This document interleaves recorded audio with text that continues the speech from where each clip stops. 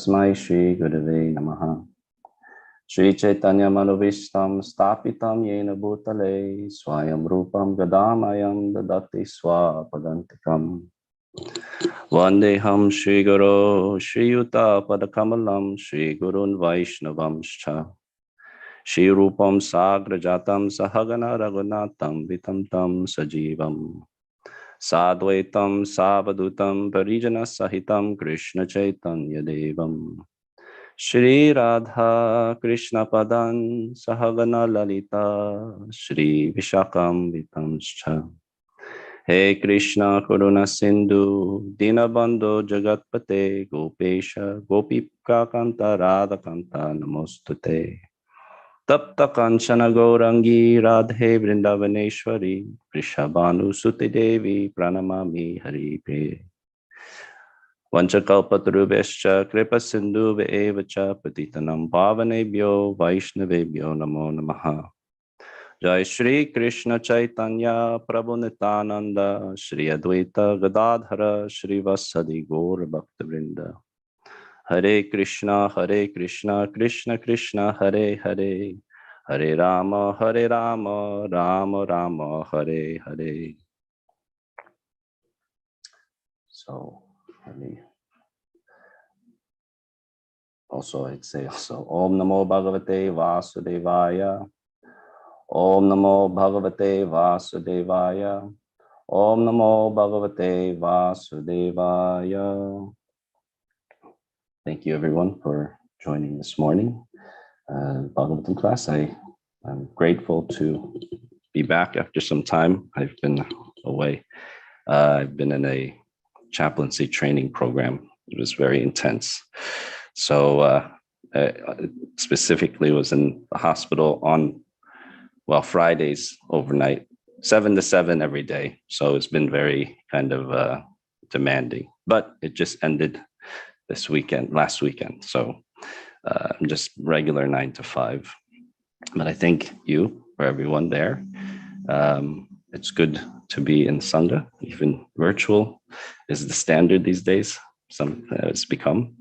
And I'm also especially thankful to any senior devotees who may be here, also Adipurush Prabhu or Arjuna Prabhu. So let's begin. Today's verse is Srimad Bhagavatam, Canto 9, verse 9, chapter 9, verse 46. Maybe I could try sharing. Here, let's try sharing. Let's see. Share. Okay, here it is. Ye vikshiptendriya diyo devaste svahridi stitham na vindanti priyam sasvad atmanam kim utapare. So I'll just go to the translation. Minimize this here. Even though the demigods have the advantages of being situated in the higher planetary system, their minds, senses, and intelligence are agitated by material conditions. Therefore, even such elevated persons fail to realize the Supreme Personality of Godhead, who is eternally situated in the core of the heart. What then is to be said of others, such as human beings, who have fewer advantages? Purport by His Divine Grace, Srila Prabhupada, Bhaktivedanta Swami, Srila Prabhupada. It is a fact that the Supreme Personality of Godhead is always situated in everyone's heart. Ishvara Sarva Bhutanam Hrideshi Arjuna Tishtati. But because of our material anxieties, which are inevitable in this material world, we cannot understand the Supreme Lord, although He is situated so near to us. For those always agitated by material conditions, the yogic process is recommended so that one may concentrate his mind upon the Supreme Personality of Godhead within the heart.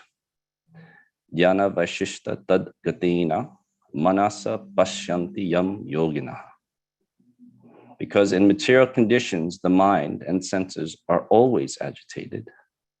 By the yogic procedures like dharana, asana, dhyana, one must quiet the mind and concentrate it upon the Supreme Personality of Godhead. In other words, the yogic process is a material attempt to realize the Lord, whereas bhakti, devotional service, is the spiritual process by which to realize him. Maharaj Katvanga accepted the spiritual path, and therefore he was no longer interested in anything material. Krishna says in the Bhagavad Gita, Bhakti mam abhijnanati, only by devotional service can I be understood. One can understand Krishna, the Parabrahman, the Supreme Personality of Godhead, only through devotional service. The Lord never says that one can understand him by performing mystic yoga or by philosophically speculating. Bhakti is above all such material attempts. Bhakti is above all such material attempts that way. Anyabhilasita sunyam, jnana karma dhyanavritam. Bhakti is uncontaminated, being unalloyed even by jnana or pious activities. I just realized it now that I'm back in class. That's when I say the invocation prayer. As I'm out of practice. So I was like, oh, I'm supposed to say the prayer now. My apologies. But it's nice to start that way also. So this I'm sure we've discussed this, but it's been this chapter 9 has been a lot of names and lineage stories, and we're building up to the appearance of Ramachandra in the next chapter. Here we are discussing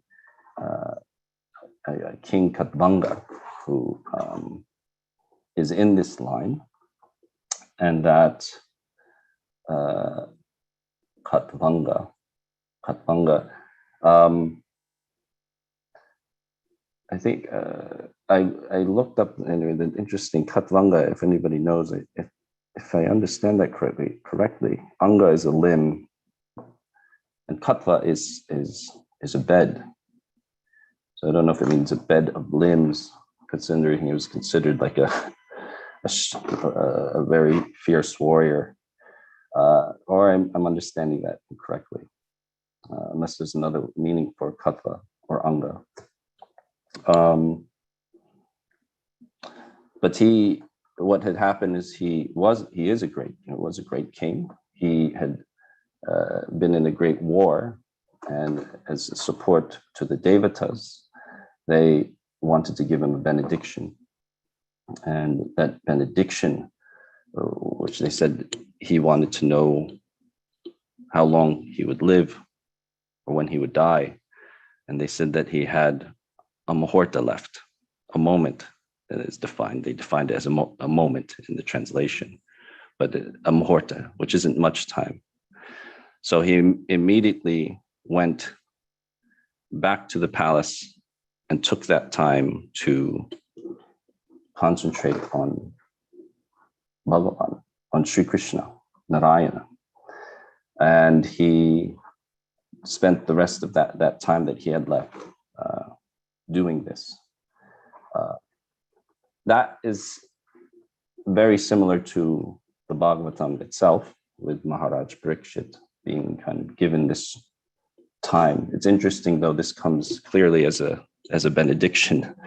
They say, well, you're going to live this long. This is how much time you have. That's what he'd asked. Though in Maharaj Parikshit's case, it was a curse. So it makes you see, in both contexts, they both saw it. They both did the same thing. They took the time to focus their attention and developing their bhakti towards Krishna in these very precious moments. And now I do have some thoughts on that, considering I've been 3 months away in the chaplaincy program and dealing with a lot of hospice and palliative care patients. But before I get into that, I wanted to go into the verse a little bit. So I wanted to break it down a little for myself to understand. And I just basically worked on the translation aspect of it. And so here's the verse. I just put it in a Word document. And what I'd like to do is I broke up the verse itself, and then I tried to see if there were correlations in the purport that kind of elucidate a little bit of what's being said. So the first part, even though the demigods have the advantages of being situated in the higher planetary system, their minds, senses, and intelligence are agitated by material conditions. So I looked in the purport, and I just wanted to see what illuminates that part of the verse. So Prabhupada says here in that purport, for those who are always agitated by material conditions, the yogic process is recommended so that one may concentrate his mind upon the Supreme Personality of Godhead within the heart. Dhyanavashishta tad gatina manasa pashyanti yam yoginaha. Now we'll look at that verse. There's no purport, but we'll look at that. Because in material conditions, the mind and senses are always agitated. By yogic procedures like dharana, asana, dhyana, one must quiet the mind and concentrate upon the Supreme Personality of Godhead. In other words, the yogic process is a material attempt to realize the Lord, whereas bhakti, devotional service, is the spiritual process by which to realize him. This is also something that I do in chaplaincy, especially with patients who are agitated. I know I had one patient, he had a heart stent put in, a young man. And I asked him, well, why are you having all these heart palpitations? And then he lifted his shirt. He had like gunshot wounds, scars from gunshot wounds, stab wounds. I mean, he's been on the street. He's been getting involved in, I think, in gangs, and he's trying to clean his life up. So he's like, well, now I have a daughter, and now I have all these heart problems. And I sat with him, and I told him about meditation. He told me, can you teach me that woo stuff? Like that woo, like Wu-Tang. He's like, teach me that woo stuff. But he asked, I told him the principle though, like Prabhupada is saying here, the yogic process is recommended so that one can concentrate his mind upon the Supreme Personality of Godhead in the heart. It's recommended for people, he says, because the material conditions of the mind and senses are always agitated. That's the definition of yoga. I think there's many yoga practitioners here in the Yoga Sutras. The definition of yoga is yogaschitta vritti nirodha. That means that yoga is the cessation of the chitta vritti. That means the chitta, the vrittiing of the chitta, that our mind, our intelligence is constantly moving. So with this gentleman, I said to close his eyes, and then he's going to see all these thoughts coming in, all these things that are stressing him. I said, just let it flow. Just let those thoughts flow. The practice is not to stop it. The definition is stop. But first, you have to recognize it, that this is happening, that the chitta vritti is happening. Because so many people are just caught in this world of chitta vritti, and they're identifying it. It's connecting. You could, if I were to ask you what's bothering you, you'll tell me all these things on your mind. You tell me what's hurting, it's in your heart. You're having heart palpitations, you're stressed, your blood pressure is up. So the practice is to see all those things first and try to be detached from them, to be an observer of those chitta vritti. And I did this also with people who I work with. I guided a meditation for them. I said, you guys have all this stuff. You're going to come into the office. You have to do all this stuff. You close your eyes and you see all that stuff. Just let it flow, but pull yourself back first. It's not bhakti. This is a fact. It's not. We're not there yet. I said, first we'll do this, then we'll do mantra meditation. That's a higher level. It's almost infinite. I said, when we get to that. But before you get to that, you have to be able to understand what's happening to yourself. what is happening, what's causing the anxiety. So Prabhupada is here is that even the demigods have advantages of being situated in higher planetary systems, but even their mind, senses, and intelligence are agitated by material conditions. And I think we also feel that way. We could think of ourselves and what we do from day to day and think, look at the boss just sitting in their office in their ivory tower, which may be true, but chances are they're also have other stakeholders that are pushing them to do things. And we can see it every time we look at the lives of successful billionaires, famous people. That you have to have a sense that there is suffering, that there is agitation still. Without that condition is going to be permeating through every level, unless the person has some sense of jnana to understand, to detach from it. So that's one thing. So that's the first part of that verse. So therefore, this is the second part of the verse. Therefore, even such elevated persons fail to realize the Supreme Personality of Godhead, who is eternally situated in the core of the heart. This is Prabhupada's purport, I think, that addresses that is a fact that the Supreme Personality of Godhead is always situated in everyone's heart. Ishvara sarva bhutanam hridesha arjuna tishtati. But because of our material anxieties, which are inevitable in this material world, we cannot understand the Supreme Lord, although he is situated so near to us. So that's also the irony, is that we are very close to that, which is the answer within us. That is Krishna in the heart, Hrideshi Arjuna. Hrideshi, he is in the heart. He is located in the heart. Sarvasya chaham hridi sanivisto.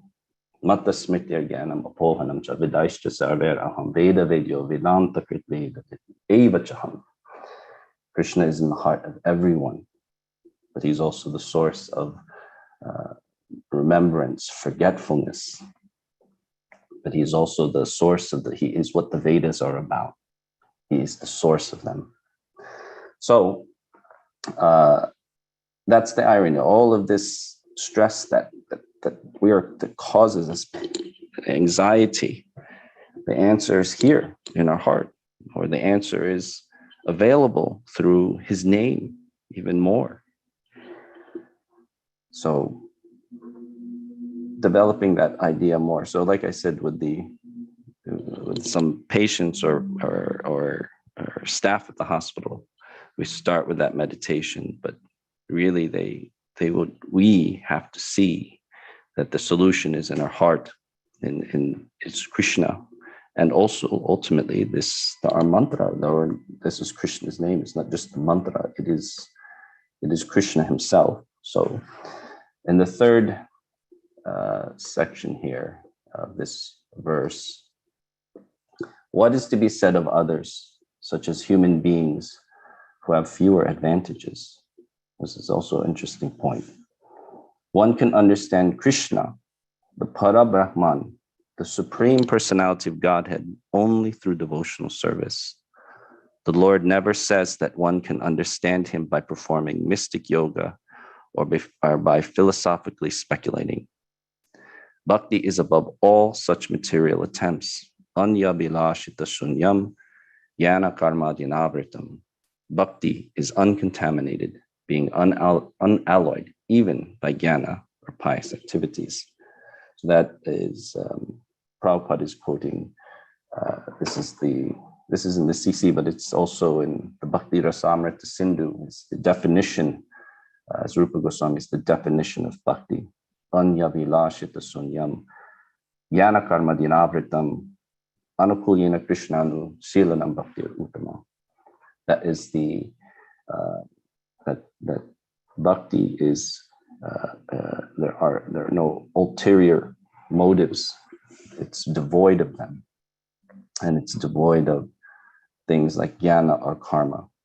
Now, that's a very strict definition, but the strict definition is it's only things meant to please Krishna. Those activities only meant to please Krishna. Anupulina Krishna. So this is bhakti. If it's not with the intention to develop Krishna, devotion to Krishna, it's not bhakti. So jnana it does many times include yoga, the practice of yoga, and karma. Some of you may have seen me in the temple. I'm a pujari, and I've done rituals. I've done samskaras. So karma also includes, has referred specifically to rites and rituals also, but it also means acts which we get benefits from. So even in our tradition, we have to keep check. We might get into the routine of yoga. We might get into the routine of being a professor of Sanskrit. We might get into the routine of being a pujari. I could see Krishna every day, but am I doing it? Am I remembering that I'm doing this for Krishna? You might just, get into a routine of work and disconnect yourself from why you're doing it. So that is bhakti, is to keep strict to that definition of what it means to be a devotee, to really practice bhakti. So now let's see, 749. I think at this point, I was going to go through the verses because I had them all listed here, but we don't have to. I could, let me stop sharing. Well, actually, I could, hold on a second. Well, I had them all listed here, but now I can't even, I could get them, but I have to go anyway. What? Now I'm in the hospital site. Sorry. Okay, now, there. Yeah, so I had all the verses here, but I'll open it up to, actually, I do want to share a little reflection. I think maybe here with the definition of bhakti. Here, let me just read the first couple verses. This is from the Chaitanya Charitamrita. This is 19167. Prabhupada has a commentary on this definition of bhakti. And I just want to read the first paragraph and then a couple lines in the second paragraph. This verse is also found in Srila Rupa Goswami's Bhakti Rasamrita Sindhu, 1.11. As we can understand from the Bhagavad Gita, 934 and 1865, the Supreme Personality of Godhead wants everyone to think of him always. Man manabhava mad bhakta. Everyone should become his devotee, not the devotee of a demigod. Everyone should engage in his devotional service, including archana in the temple. Man manabhava mad bhakto mam yaji mam namaskuru. Everyone should offer obeisances from moment to moment to the Supreme Personality of Godhead. These are the desires of the Supreme Lord, and one who fulfills his desires favorably is actually a pure devotee. Krishna wants everyone to surrender unto him, and devotional service means preaching this gospel all over the world. The Lord says openly in the Bhagavad Gita, Nachatasman manusheshu kaschin me priya kritamaha. One who preaches the gospel of Bhagavad Gita for the benefit of all is most dear to Krishna. The Bhagavad Gita is spoken by the Lord so that human society can be perfectly organized from all angles of vision, politically, socially, economically, philosophically, and religiously. From any point of view, human society can be reformed by the Krishna consciousness movement. Therefore, one who spreads this philosophy of Krishna consciousness for the benefit of all conditioned souls in the universe is perfect in pure devotional service. Now, this is the part I found interesting. The criterion is that a devotee must know what Krishna wants him to do. This understanding can be achieved through the medium of a spiritual master who is a bona fide representative of Krishna.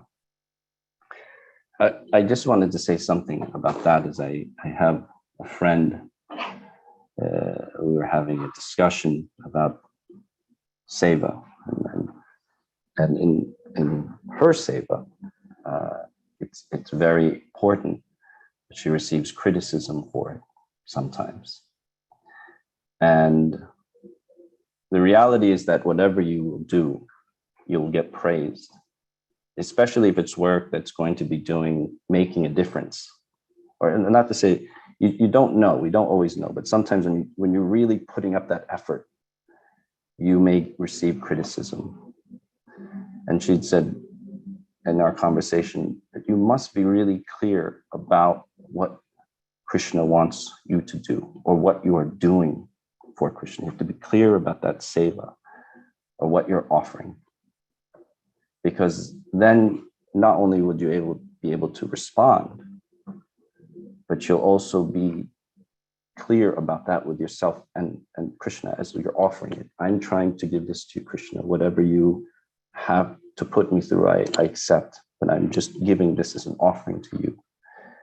As most as you can, be very clear about it in a very practical sense. Be clear about what you are trying to offer. I think that's a helpful tip for anyone trying to do anything, because you could be a manager, you could be a pujari, you could be a book distributor, you could be a doctor, you could be a nurse or chaplain. Like many times I have to remind myself, why am I doing this? And I think I would receive criticism. I have to be clear, otherwise you have to be clear, like, well, how is this going to be service to Krishna? And is it clear to you in your heart that that's how it's being offered? And yeah, you could be, anything. Kirtanwala. You could be living in Vrindavan even.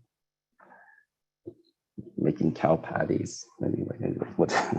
So at 7:55, somehow, yeah, I think that worked out well. I think I'm okay with that.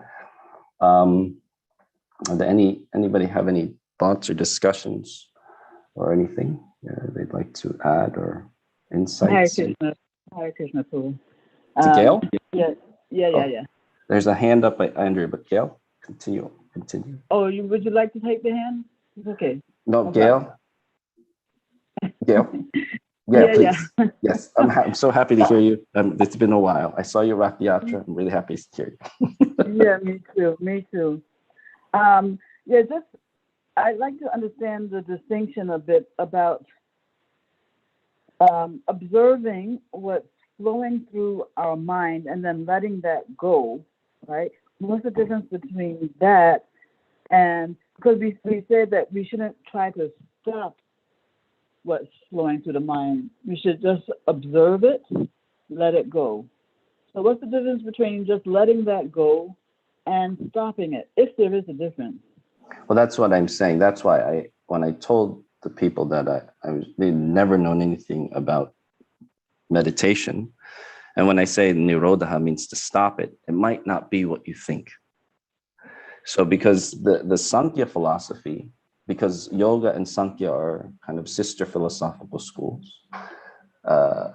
brother, sister, but Sankhya says there's the Purusha and there's the Prakriti, and the two will meet. Intertwine. Yeah. They do not. They are not. They will never be the same. They are separate. And so they try and they create a kind of explanation of it, is that the Purusha is like an observer of a dancer, or for us in this time, observer of a movie. We think we're going through this entire experience, but we're not in that movie.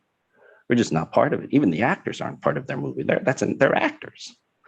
So that's meaning to observe. The reality is we can only observe. We are not connected. To say nirodha just means eventually, yes, you will stop that. In yoga, yes, you can stop that flow. But the reality is that it is a constant flow in the world, almost all individuals. Somebody reaching samadhi, that's something different. But you're saying, what is the difference between being the observer and stopping it? I think being the observer is the beginning of stopping it. That means that you recognize that there's a difference between you and those things. Oh, okay. So being able to observe what's going through the mind and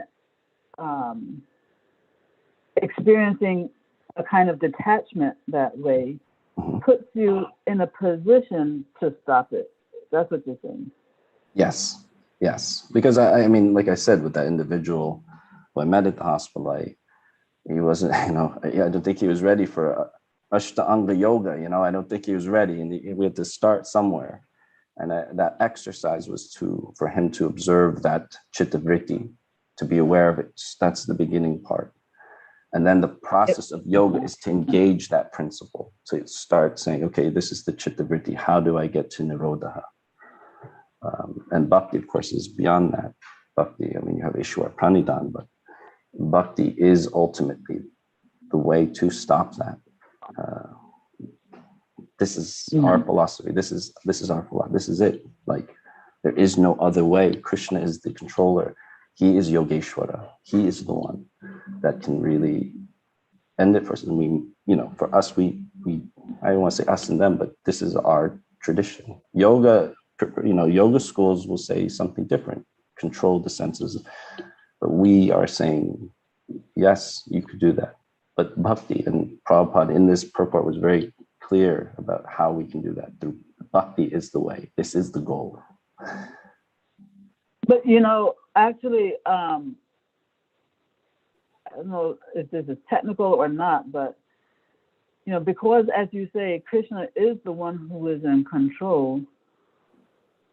It is not actually within our power, is it, to stop the chitta vritti? All we can do is have the desire somehow, and if that desire is strong enough, then Krishna will reciprocate by stopping it himself. But isn't it true that we don't actually have that power? We can only, make we some have endeavor agency. We have that agency. That is a fact. We do have agency. Yes, ultimately, the best use of our agency, the ultimate use of our agency is... Okay, can you substitute the word agency, because that's blocking me?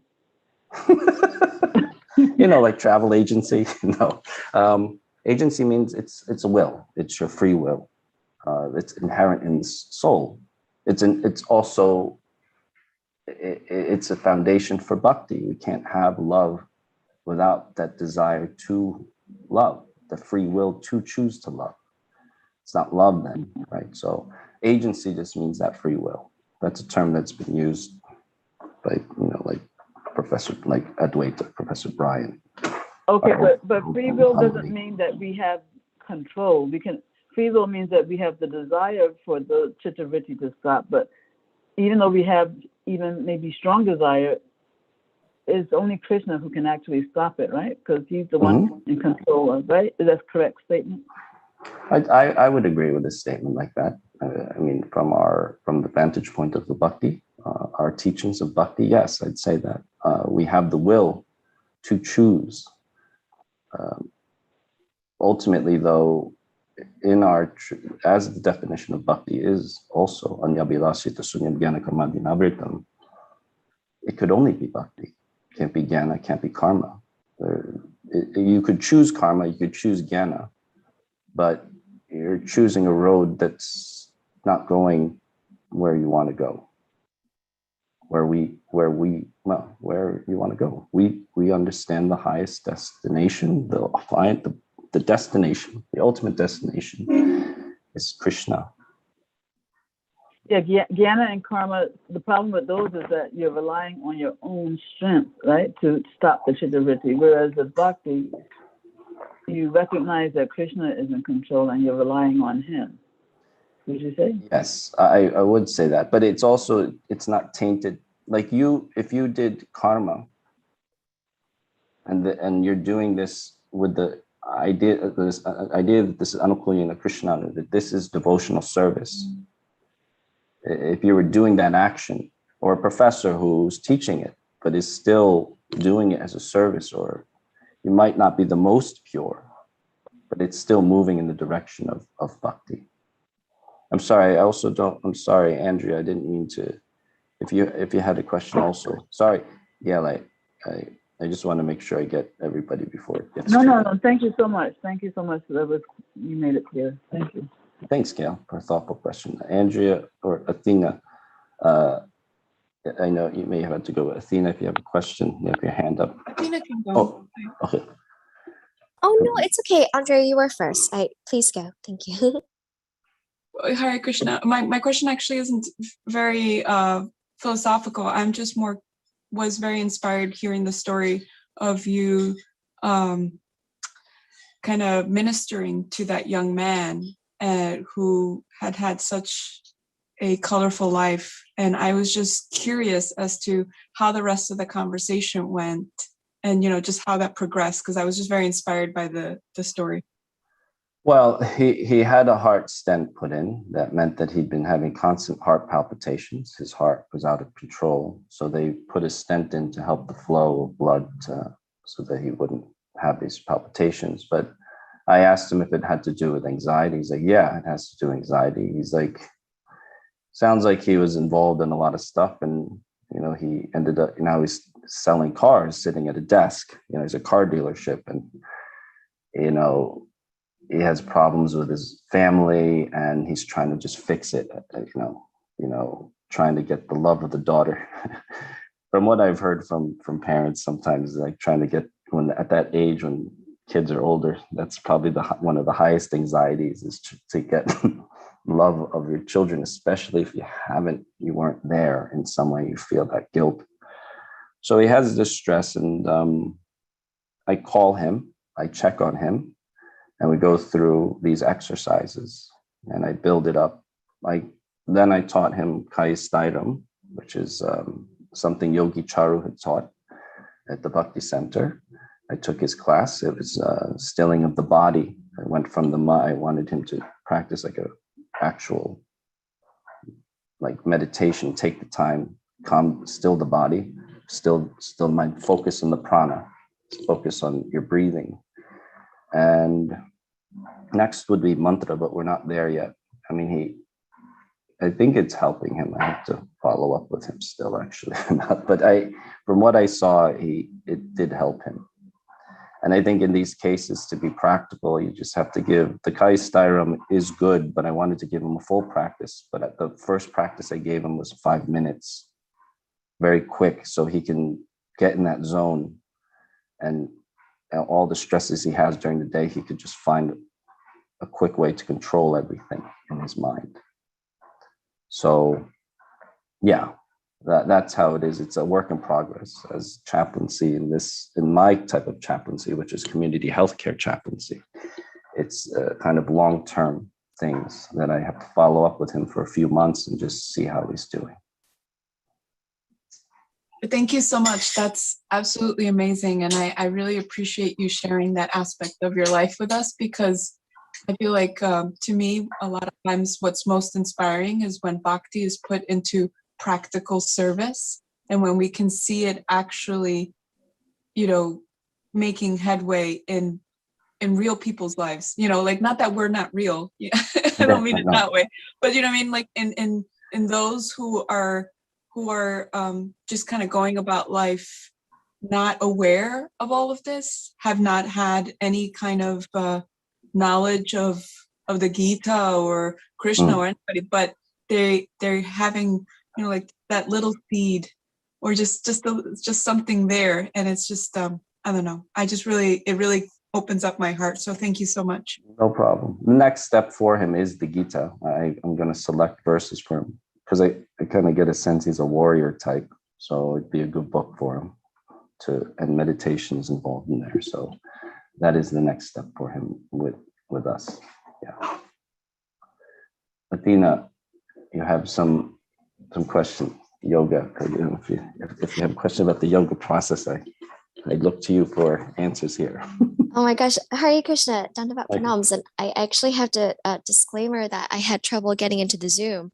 okay, So I only thought to check the YouTube at the very last minute. And then literally just caught your wonderful class for a few minutes and thought I had a question, thought I tried my hand in Zoom again, and I was able to get in. So I didn't hear anything about that, any of the specific yoga processes.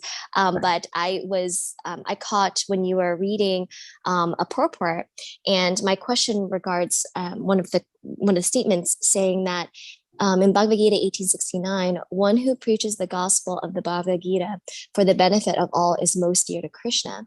And of course, Prabhupada, the purport continues to describe why.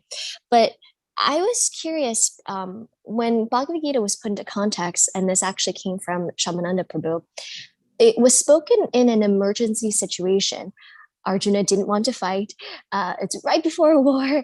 And so Krishna had maybe about 45 minutes, an hour to actually bestow this wisdom onto Arjuna.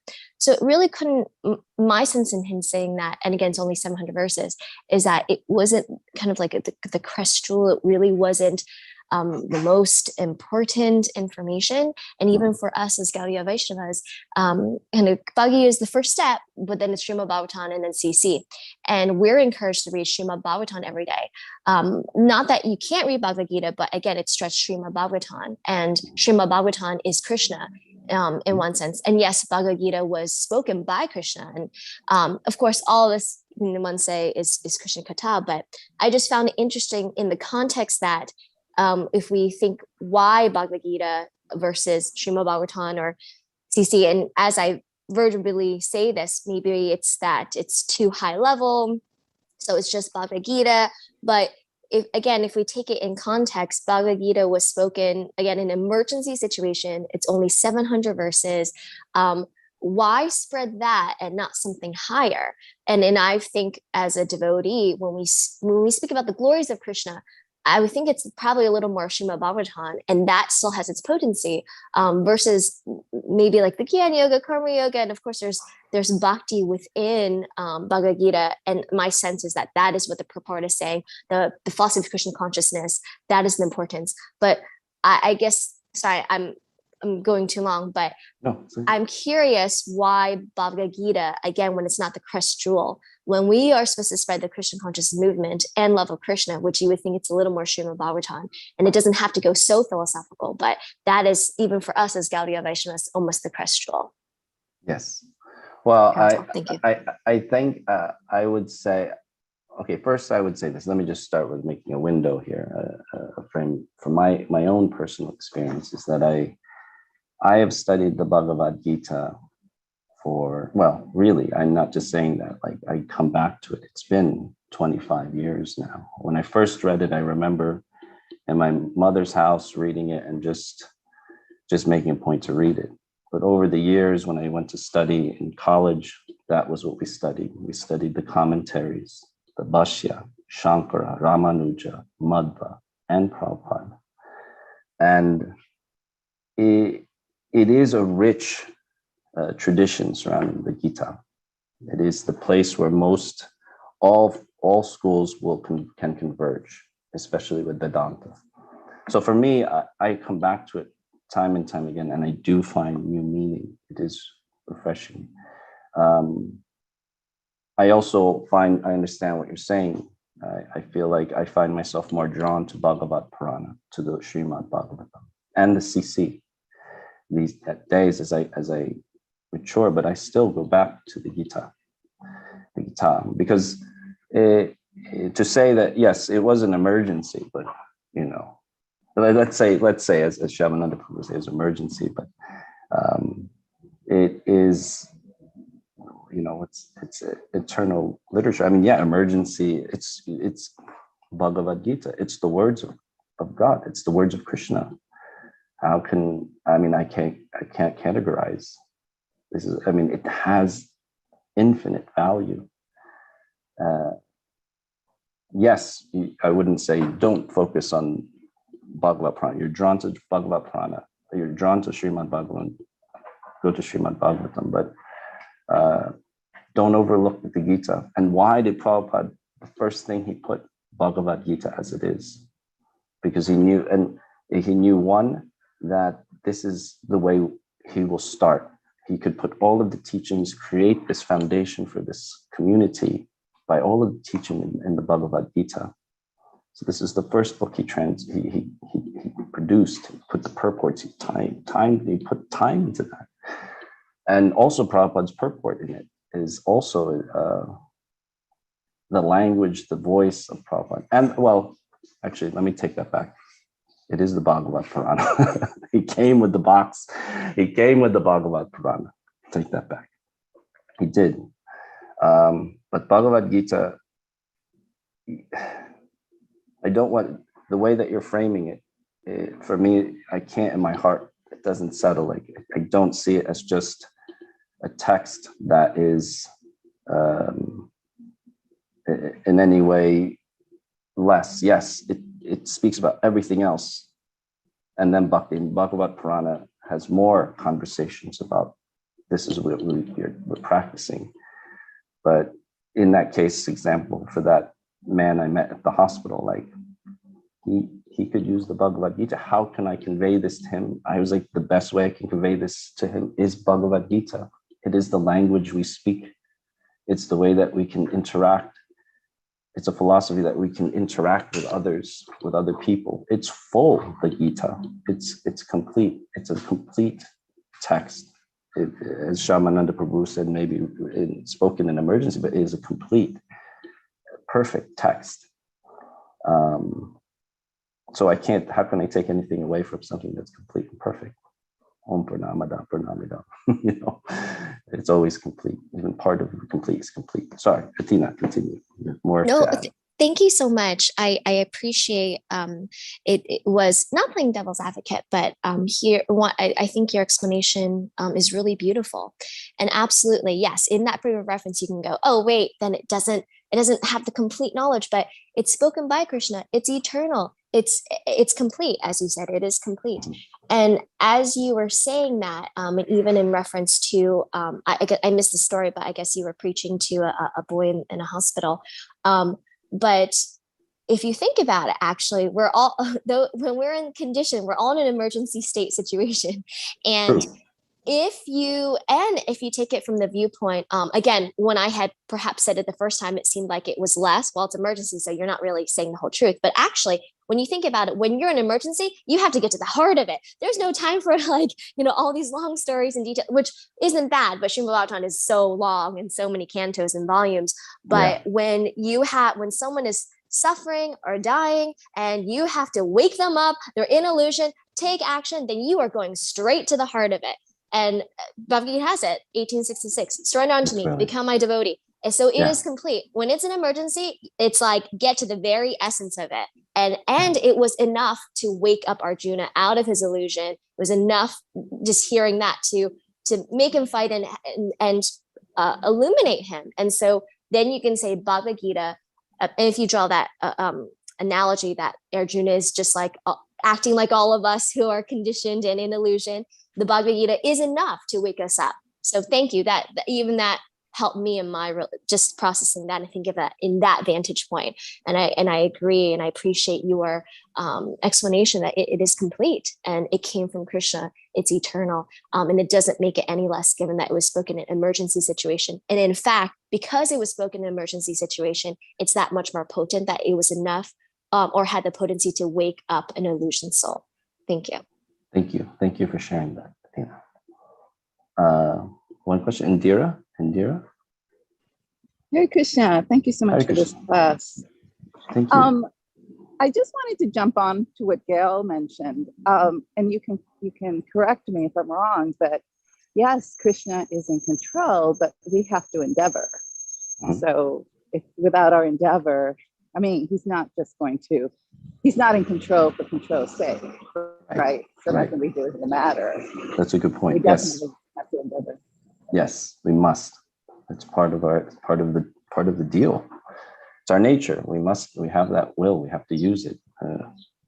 Yes, we must endeavor. The main point is yes, absolutely. And thank you again for also speaking about your private life. I think, as someone else mentioned, and I'm sorry I've forgotten her name, it is nice to see bhakti in practice and in the outside world, and also for our own self when we come across family or friends who question us. It's a great practice to try to explain these things that we do every Sunday and Wednesday or every day or whatever. Yeah. Thank you. Okay. Thank you for sharing. Any concluding thoughts, please? No, thank you. Thank you. I'm glad to be back after some time of absence. Thank you, Gorshanji, for remembering the 27th was my last day and contacting me. Thank you for remembering. Thank you. Sorry for the delay in starting the class. I beg again, apology. Thank you again for coming, Kula, and also sharing and answering all the questions. Thank you everyone for participating. See you all tomorrow. Hare Krishna. Kula Pradip Prabhu ki jai.